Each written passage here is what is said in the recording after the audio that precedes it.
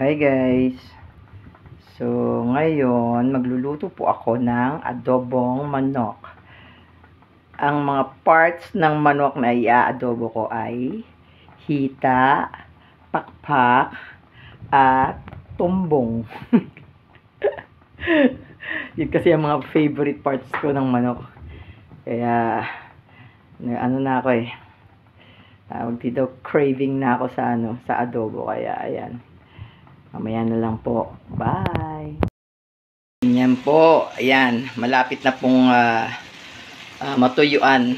Kasi talagang pinakukuluan ko po yan ng medyo matagal. Tapos, pinahalo-halo ko po. Oops. Wait lang po. Okay. Yan. Yan. Malapit na siyang matuyo. Malapit na siyang magmantika. Kapag nagmantika na siya, saka ko siya lalagyan ng toasted bawang para isang kutsa. Ganyan ho ako magluto. Ayan o, tumbong tumbong, pakpak, tsaka hita po ang kinuha ko. Kasi craving na po ako talaga sa adobo ko. Yan po oh. Okay, later na lang po. Bye. Ayan na po. Medyo, ayan na oh. Mantika na siya oh. Woohoo! Kita nyo naman po, di ba? Nagmantikan. Aray, masikit. Oh. Yan po yung sinasabi kong masarap na adobo. Nagmamantika. Sariling mantika niya ang gagamitin ko. Hindi na ako maglalagay pa ng ibang mantika. Yan. Diba? Sarap. Then, wait lang po. Sasangkot siya ko. Ayan na po. Lagyan ko na siya ng toasted bawang. Woo! Ang tindi nito. Masarap to. Hala na kayo. Yan oh.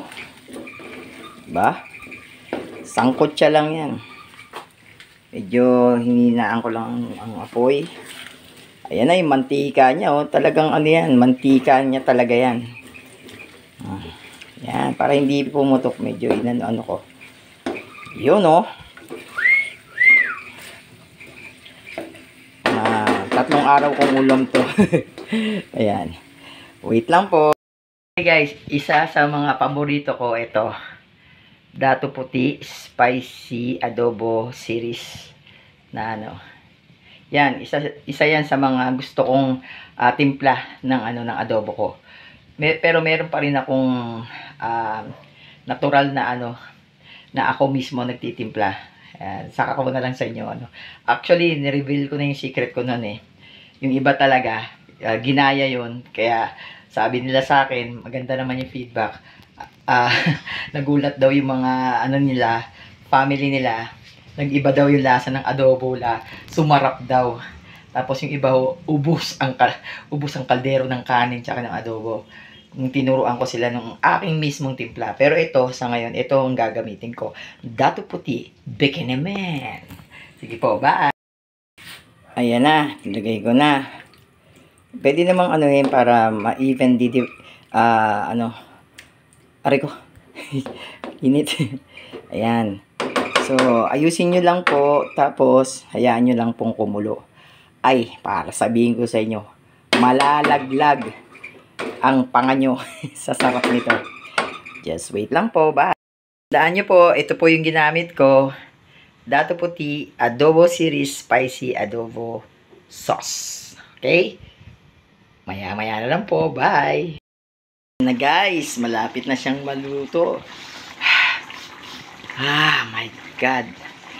Yung anghang niya, talagang umaalingasaw. Sakit sa mata. Kasi gusto ko talaga maanghang sa adobo. Tapos lalagyan ko siya ng suka. Actually, hindi ko siya lalagyan nito. Dito, isasawsaw ko siya sa sukang atsara. Napakasarap nitong sukang atsara na to. The best talaga. Ayan po. Waiting na lang ako dyan. Baka mamaya kumain ako kasi may sinaing naman ako. Pero malamig, nasa refrigerator. Pero nagda-diet ako eh. Tumaba daw ako. Pero okay lang yan. Kain lang. Para may lakas. Wait lang po.